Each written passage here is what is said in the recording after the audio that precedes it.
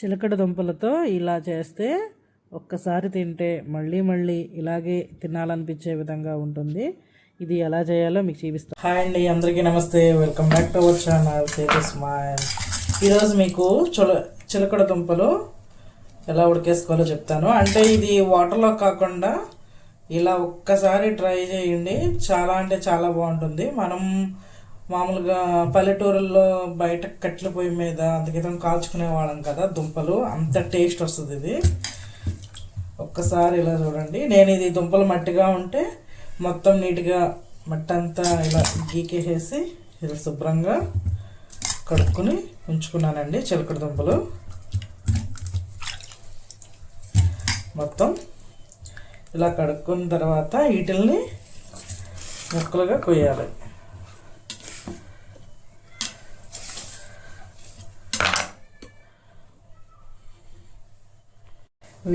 ఇప్పుడు దుంప తీసుకున్నాం కదా, నేను దుంప తీసుకుని మంచిగా మట్టి అంతా గీకేసుకుని శుభ్రంగా కడుక్కున్నాను.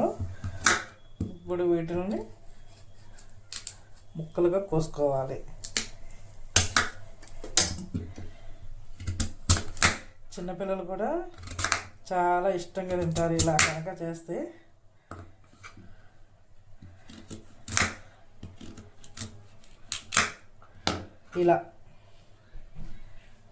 ఇలా ముక్కలుగా కోసుకోవాలి. కోసుకొని నేను వాటర్లో వేస్తున్నాను.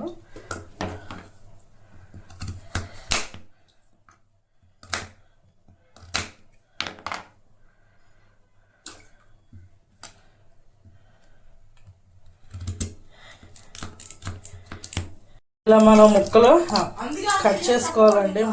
ముక్కలు ఇలా కట్ చేసుకొని నీట్గా చక్కగా చూసారా, ఇలా అన్నీ కట్ చేసుకొని ఒక గిన్నెలో వేసేసుకోవాలి. ఇలా కనుక మీరు చిలకడ దుంప ఉడికేస్తే చాలా బాగుంటుంది టేస్ట్.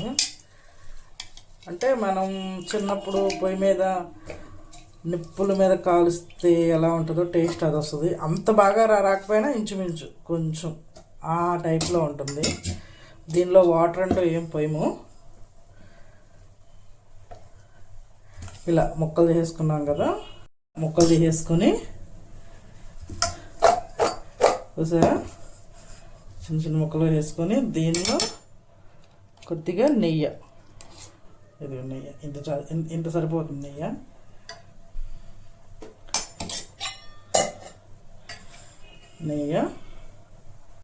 నెయ్యి వేసుకున్నాం కదా, దీనిలో షుగర్, బెల్లం కూడా వేసుకోవచ్చండి. మా ఇంట్లో ఇంకా బెల్లం లేదని ఇంక షుగర్ వేస్తున్నాను. బెల్లం వేస్తున్నా చాలా బాగుంటుంది. ఇంక షుగర్ కొద్దిగా ఒక చిన్న స్పూన్స్ 4 స్పూన్స్ షుగర్ వేసాను.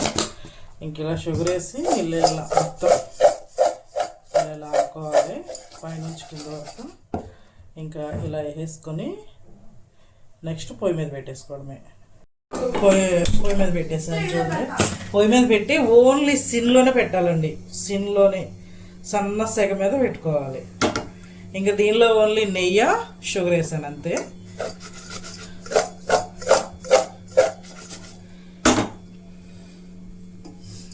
సిన్లోనే పెట్టుకోవాలి.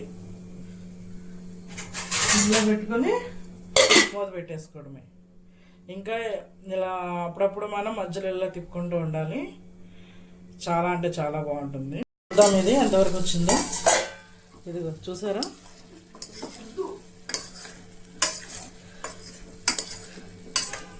చక్కగా ఒక్క బొట్టు కూడా వాటర్ పోయలేదు.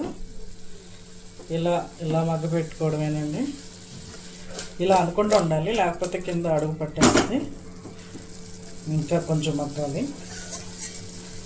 ఒక 10 మినిట్స్లో అయిపోద్ది ఇలా చేసుకుంటే. మనం మొక్క ఉడికిందో లేదో ఇలా కూర్చుతే ఇదిగో ఉడిపోయింది మొక్క మెత్తగా.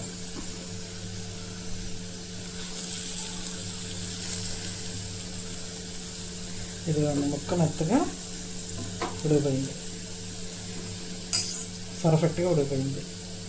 అంతేనండి.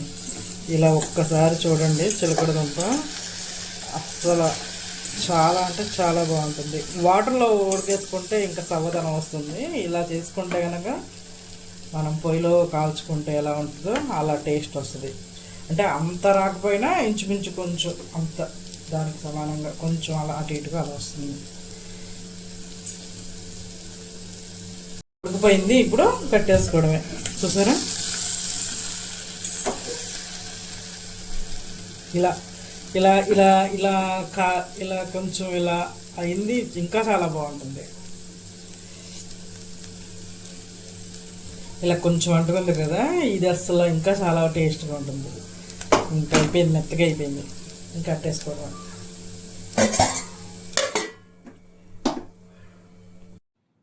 ఈ చేసుకునే విధానం మీకు నచ్చినట్టయితే లైక్ చేయండి, ఛానల్ని సబ్స్క్రైబ్ చేయండి. ఓకేనండి, thank you for watching. Bye bye.